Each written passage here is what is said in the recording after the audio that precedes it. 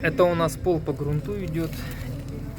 Здесь у нас пойдет отметка нуля, то есть здесь 80 сантиметров будет полистирол, 70 стяжка с теплым полом, и это будет отметка уже вот здесь вот чистого пола, то есть отсюда у нас пойдет чистый пол. Проемы, вот эти проемы у нас, здесь пойдет камин. Это проем оставлен для огнеупорного кирпича.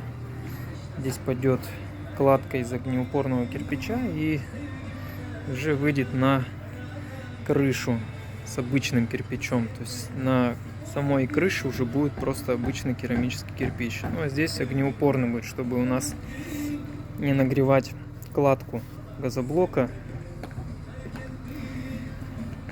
чтобы это было все у нас грамотно.